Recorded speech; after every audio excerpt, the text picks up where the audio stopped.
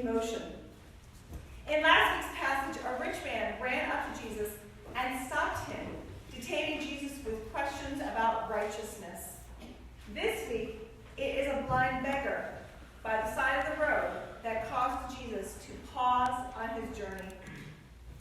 Bartimaeus doesn't have questions, though. He has a request. Some might even call it a demand. When Bartimaeus hears that Jesus is passing by, he shouts out, "Jesus, Son of David, have mercy on me." Bartimaeus knows Jesus' given name. Bartimaeus knows who Jesus truly is. And Bartimaeus knows that this is a once-in-a-lifetime opportunity for healing. So with a loud, determined voice, he shouts out, "Jesus, Son of David, have mercy on me." And the crowd rebukes Bartimaeus. They sternly order him to be quiet. They try to shush and shame him into remaining voiceless and invisible as well as blind. Has someone ever tried to shush and shame you into remaining voiceless and invisible? Bartimaeus won't do it, though. He won't be shamed. He won't be denied. He will not be quiet and invisible, regardless of what people say, regardless of what people do, regardless of how people feel. Have you ever tried to shush and shame someone because their shouts, their demands for justice, their insistence on being heard and seen made you feel uncomfortable? Despite the crowd's attempts to quiet Bartimaeus, despite their desire to keep him from bothering Jesus, despite their efforts to maintain the status quo, Jesus stops. Jesus always stops. Jesus stops because he sees Bartimaeus.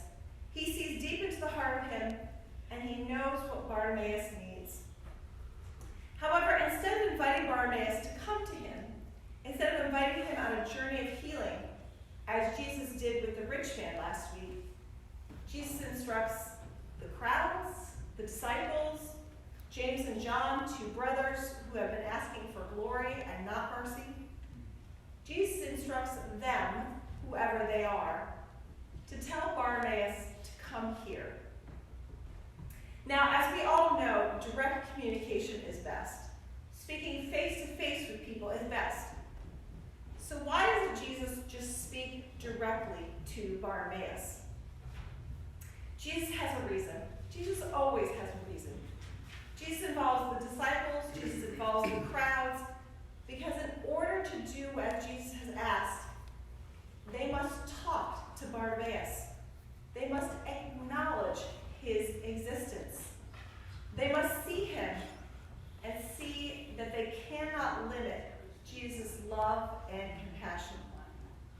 No one can limit Jesus' love and compassion. When they, whoever they are, say, "Cheer up, take heart," Bartimaeus goes from being invisible and voiceless to seen and heard. Bartimaeus goes from being a nobody to a child of God, worthy of notice and dignity. Bartimaeus is transformed in the eyes of the crowd, and the crowd is transformed as well into people, into a society a bit more open and accepting of all. Not surprisingly, Bartimaeus jumps right up and comes to Jesus. Surprisingly, though, he tosses aside his cloak as he does so. It's significant because if you were forced to beg by the side of the road and be led around by others, would you be so cavalier with your meager possessions? Would you toss aside that which brings you warmth and protects you from the elements as you are forced to sit beside the road and beg for others' mercy? Here's the thing, though. Bartimaeus does not expect to be sitting by the side of the road, begging for others' mercy anymore. In calling out to Jesus, in shouting out for Jesus' mercy, Bartimaeus shows his confidence, his trust, his faith that Jesus can and will heal him. You might think that the next thing to happen would be Jesus reaching out and healing Bartimaeus. And in the 8th chapter of Mark, we hear a story of Jesus doing exactly exactly that.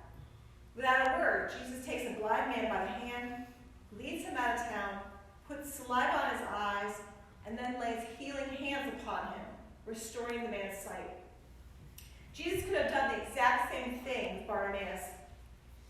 However, as I shared last week, while Jesus' invitation to healing might be the same for all of us, it does not come in exactly the same form. When Jesus looked at Bartimaeus, when Jesus looked deep into the heart of Bartimaeus, Jesus knew that for Bartimaeus to be truly healed, it was really important for him to come to Jesus of his own free will and not be led by the hand as he had been his entire life. Jesus knew that for Bartimaeus to be truly healed, it was really important for Bartimaeus to speak up and be heard. So Jesus asks him, "What do you want me to do for you?" And Jesus knows what Bartimaeus asks for. And Jesus knows what Bartimaeus needs. Yes, healing. However, not just physical healing. Bartimaeus also needs emotional healing, spiritual healing, mental healing. Bartimaeus needs to be seen and heard and acknowledged as God's beloved child with gifts and talents that are valued by his community. Bartimaeus needs to have his eyesight and his dignity restored. And Jesus and his love have the power to do that. Jesus' love heals. Jesus' love frees. Jesus' love transforms.